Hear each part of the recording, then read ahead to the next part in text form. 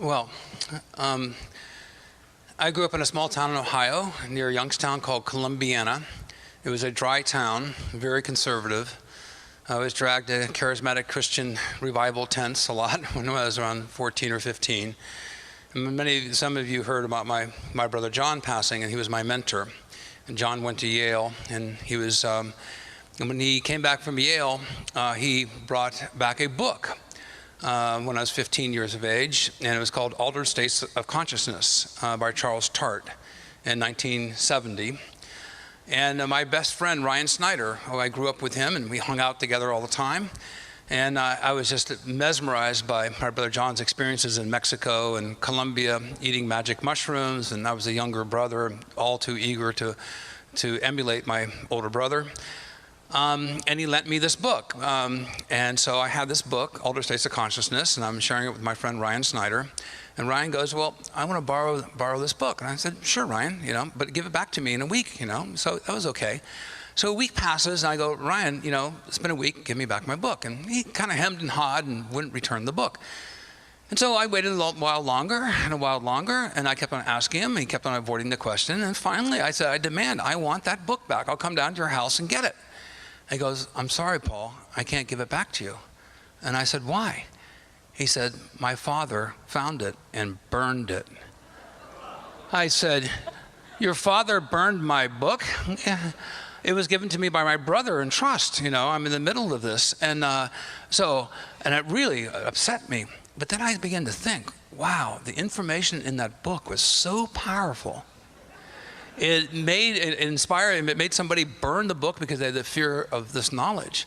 So I thought, wow, this is the forbidden fruit. And and these charismatic Christians are just really not in the same realm that I want to be in, right? So my brother John, this realm was much more interesting to me.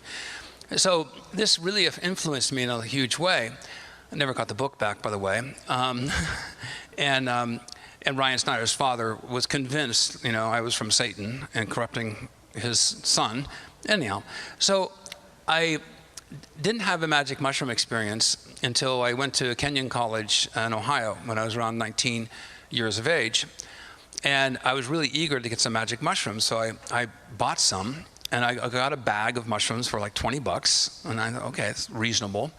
But nobody else would, I didn't know who else to eat them with. So late in the spring, early summer, I decided set and setting is important. I read about that. Andrew Weil had a chapter in the book and a whole bunch of other people. And so I just thought, I'll walk about 2 miles to this really, really beautiful rolling green hill countryside with these beautiful oak trees. And so I thought, okay, I might as well eat the mushrooms. And I thought the bag was like 1 dose, So, I figured, okay, they said about half an hour before it can come on. It's about halfway through the walk, I started eating the mushrooms. And then I'm eating the mushrooms, and I'm in love with climbing trees ever since I was a kid, And there's this huge oak tree on the very top of this hill. So I'm eating the mushrooms, I see this oak tree, it's just perfect for climbing. And a storm was coming. I could hear thunder and lightning on the horizon. So the tree is the very top of the highest hill, and I thought it would be a great viewscape. So I consumed the entire bag of mushrooms, and I climbed to the top of the tree, so I have a really good visual. And then this visual was, those of you in the Midwest in the summer, with this boiling black clouds with lightning strikes, And then I started having, suddenly the air became a liquid. I went, whoa, this is what I read about, look at this, And then the storm front's coming out at me, and then fractal patterns, waves. Wow, whoa, this is really interesting, But the experience didn't slow down. It kept on getting more and more intense. And I'm at the top of this tree, and I started getting vertigo. And the storm and the lightning is coming, and this frontal hot wind precedes the clouds, before the rain comes. And then I realized, oh my gosh, I'm getting vertigo. I am in the most dangerous place that you can be, doing a lightning storm at the top of this hill. And so I held on to the tree for sustenance, because it anchored me. And then holding on to the tree, I went through the tree into the roots and had this feeling that you spoke so eloquently of oneness with the planet. And what you have not mentioned is I had a congenital stuttering habit. I went through 6 years of speech therapy. I stuttered all my life like this.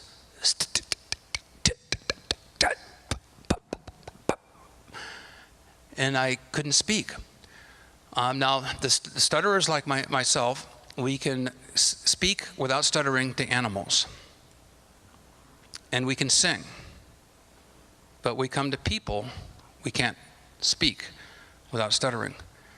So I went through 6 years of speech therapy. In the 3rd and 4th grade, they pulled a meeting with the school officials to put me in special education. It was that severe. My family was very, very concerned. But I scored really high on all my tests. So they realized that my speech impediment was not because I wasn't smart, it's just this societal thing. So I'm up in this tree, and the winds and the waves and the lightning, and I'm just like closing my eyes, and I open up, and the intensity was so much. But I thought, this is where I'm going to die. This is a good place to die. I'm rooted literally to the earth. And then I'm up there for hours, and I thought my biggest issue is I can't speak. I have the hardest time, and so I couldn't date ladies because they wanted to be with the macho, self-assured, male personalities, and I was a person who didn't have those attributes. So I wouldn't stare people in the eyes. I'd always avert my gaze and look on the ground. That's why I found mushrooms. So I'm tripping my brains out on my first trip and saying that nothing that I read even comes close to this. And then I said to myself, what is my big issue in life? And I said, stuttering. And so I said to myself, stop stuttering now. Stop stuttering now. That was my mantra. And I said it hundreds, maybe thousands of times. At that edge and the precipitous of being electrocuted from a lightning strike, from overdosing from mushrooms, but the tree was so important to me. It literally rooted me to the earth. And the storm passed. Fortunately, I did not get hit by lightning. I came down off the tree and literally came down as I walked back. And I went to my room and I went to bed. And then I woke up the next morning. And I didn't see anybody. And there's this one lady that really liked me. I think she was maybe sympathy love or generosity. I'm not sure what it was. But I came out of my room and I'm walking down the sidewalk, and then here she comes. I go, oh no. And I always hi, and look down on the ground, didn't want to say anything else but one syllable, because I could usually get that out. And she came up to me and she said, good morning, Paul. And for the first time, I looked at her straight in the eyes, and she asked me, how are you doing today? And I said, I'm doing great. And I stopped stuttering, and one day. Now, a short caveat, I still do stutter. Like when I met Bill Gates and Al Gore, I'm starstruck, so I will stutter. If someone throws a microphone in front of me and I've been drinking, smoking some herb, and they ask me, how do you grow mushrooms? I'm going, like filling a well with a teaspoon. Where do I start? So there are times that I do get when I get nervous and whatnot, but I would say it's 99% cured from one psilocybin experience. And I think I basically, from a physiological, neurological point of view, I was able to reestablish a different neural network. And I've been told by some scientists who study this that with some type of stutterers in the 6th to 7th month in the womb, when my mother was pregnant, a nerve did not develop properly. And so us stutterers, what oftentimes happens is that we'll try to change a word up really fast, and we'll try to trick our brain. So if you see a stutterer and they pause, they're actually trying to get away from the word that's hanging them up, and they try to find an alternative word to go around it. Or they're trying to change the subject in their mind, because stutterers tend to be really high intelligence, and oftentimes their thought stream is several sentences further ahead than their mouth is speaking.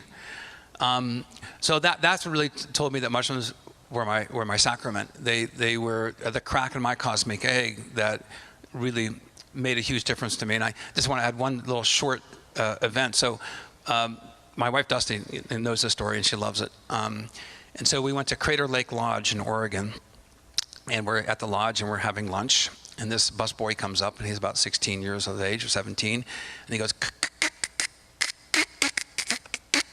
don't interrupt a stutterer. Just smile, be at peace with it. And he finally goes, can I help you? I went, wow, that's exactly the way I stuttered. And so I told him, I stuttered exactly like you. Now this I could tell from the cultural imprint of who this young man was, that he came from a very conservative, probably Christian family, just like I did. And I said, I used to stutter just like you. And he goes, this is actually getting real for me. You did? And I go, yeah. And I was able to cure it in one day. And he goes, well, what did you do? So I told him this whole story.